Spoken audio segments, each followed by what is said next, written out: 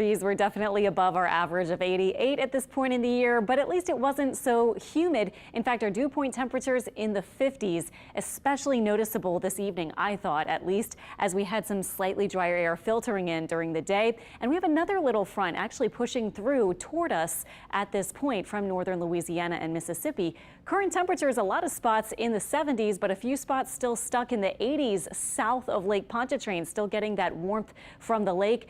Right now, our winds mainly from the north and the lakefront a bit breezy with 16-mile-per-hour winds there. We have one front, if you can see it, off to the south. That's the one that's already passed through. We have another just to our north, and this one is going to move in with that dry feel continuing tomorrow. Not sure if it's going to be a whole lot drier or less humid than what we had today, but it might be a little bit less humid with those dew point temperatures in the 50s and that relative humidity dropping too. Here's Precision Cast just showing that front very quietly sliding through, won't move through with a lot of fanfare. We will just feel that less humid kind of feel during the day tomorrow especially. Wake up forecast north of the lake, we could see some 60s. South of the lake, lower to middle 70s. And then tomorrow during the day, we'll have that dry feel, again, similar to what we had today or a little bit drier. And highs, I have still about 91, 92 for tomorrow. Lots of sunshine. And as we move into the evening, tomorrow should feel really nice if you're getting together to watch the Saints game with people out and about. Temperatures should be in the 80s by 7 p.m. And after that, of course, we'll be getting towards sunset and then eventually getting into the 70s for those overnight lows.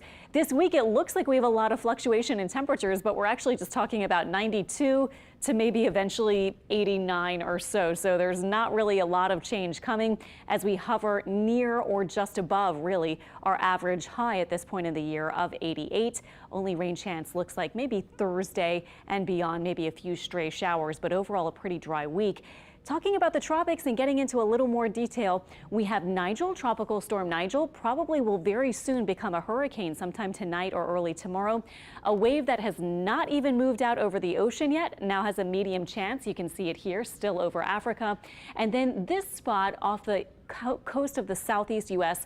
has a chance of development, a low-end chance in this week, but I was showing you a little bit more about that. First, though, Tropical Storm Nigel moving to the north-northwest, winds at 70 miles per hour, so very close to a Category 1 hurricane now. Forecast to become a major hurricane, but this one will stay out at sea, it looks like, and just move eventually over those cooler waters. Tracking that other wave near Africa, models have been lifting it off to the north and once again getting it to curve north because of the upper pattern here, as opposed to moving all the way to the Caribbean or Gulf of Mexico. And one more look at that model off the southeast coast of the U.S. You can see it's starting to take shape here, bringing some rain maybe to the Carolinas and to the northeast U.S. by next weekend. So interesting to see a lot more activity from the tropics for the east coast with these past systems, Lee and then potentially this one. We made it through Nigel for the name. We're going to be talking about Nigel this week, but the next name would be Ophelia and then Philippe.